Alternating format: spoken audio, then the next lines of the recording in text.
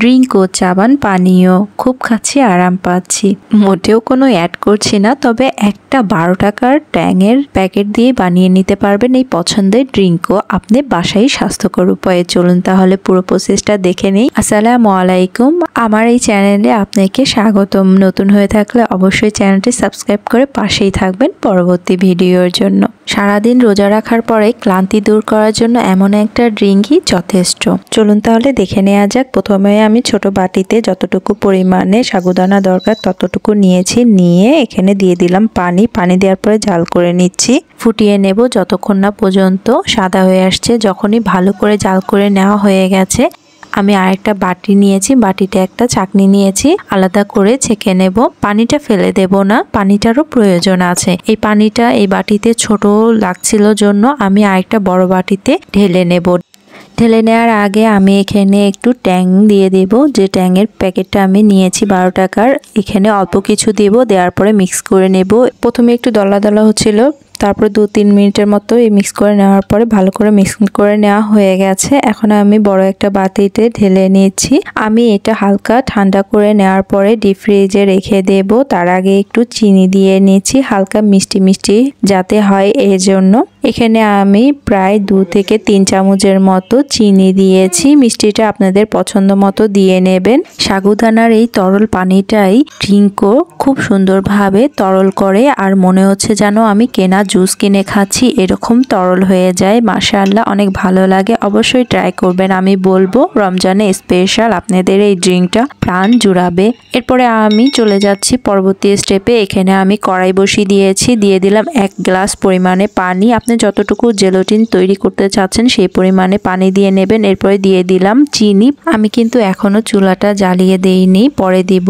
এর পর্যায়ে আমি দিয়ে দিলাম বাকি যে অংশ ট্যাংটা ছিল ওইটা, আর চিনির পরিমাণটা ডিপেন্ড করবে আপনি কতটুকু খেতে চাচ্ছেন। এখানে দিয়ে দিলাম আগার আগার পাউডার। এরপরে সবগুলো ভালো করে মিক্স করে নেব। মিক্স করে নেওয়ার পরে ভালো করে জাল করে নেব।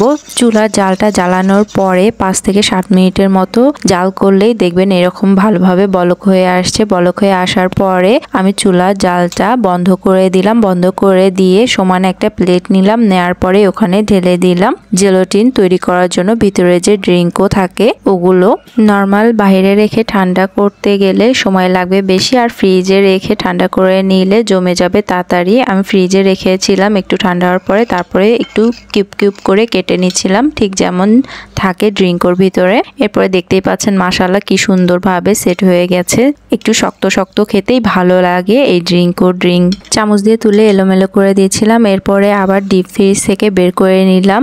সাগুদানার যে পানিটা ওইটা জমে একদম বরফকুচির মতো হয়ে গেছে। যখনই হালকা নরম হয়ে আসবে এ পর্যায়ে আরো বেশি ভালো লাগবে খেতে। প্রথমেই দিয়ে দিলাম এই সাগুদানার পানি, শক্ত তক্তকে যেটা। এরপরে এখানে দিয়ে দেব কিপ করে কেটে নেওয়া জেলাটিন। এরপরে দিয়ে দিলাম একটু সাগুদানা যেগুলো ছিল, এইগুলো ভাবলাম দিলে ভালোই লাগবে খেতে এজন্য।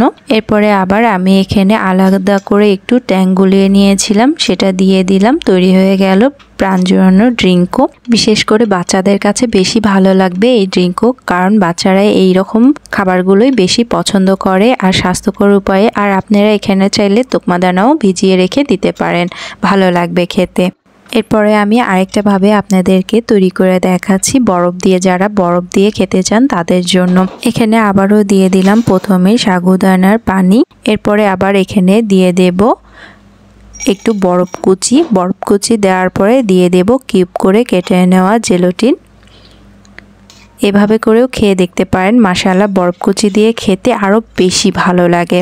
এরপরে আমি এখানে দিয়ে দেব ট্যাং যেটা গুলিয়ে নিয়েছি। পুরো ভিডিওটি দেখার জন্য অসংখ্য ধন্যবাদ। আপনার ভালো লাগা প্রকাশ করতে পারেন লাইক কমেন্টের মাধ্যমে। আর হ্যাঁ, কে কোথা থেকে দেখছেন অবশ্যই জানাতে ভুলবেন না। এরপরে আমি আরেকটা ভাবে দেখিয়ে দিচ্ছি। এভাবে করে ইফতারির আগে গুলিয়ে রাখতে পারেন বড় মগ, জার বা বড় কোনো বাটিতে। এই সাগুদানার পানিটা যখন শরবতের সাথে ভালোভাবে মিশে যায় তখন এত সুন্দরভাবে তরল হয়ে যায় আর খেতে এত ভালো লাগে, মাশাআল্লাহ।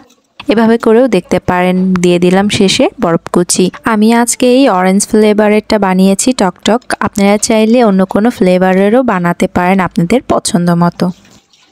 আর আপনি চাইলে এভাবে জারে করেও রেখে দিতে পারেন ফ্রিজে। আজানের ঠিক আগ মুহূর্ত বের করে এভাবে করে খেয়ে নিতে পারেন ড্রিঙ্কও। মাশাআল্লাহ, আমার ভালো লেগেছিল, এজন্য আপনাদের সাথে শেয়ার করলাম এই সহজেই ড্রিঙ্কও। রেসিপি ফলো করে আপনিও বানিয়ে ফেলতে পারেন। আর আপনার বানানোটা কেমন হয়েছে অবশ্যই জানাতে ভুলবেন না। আজ তাহলে আসি, দেখা হবে নতুন কোনো রেসিপির সাথে। এ পর্যন্ত ভালো থাকবেন, নিজের যত্ন নেবেন। আল্লাহ হাফেজ।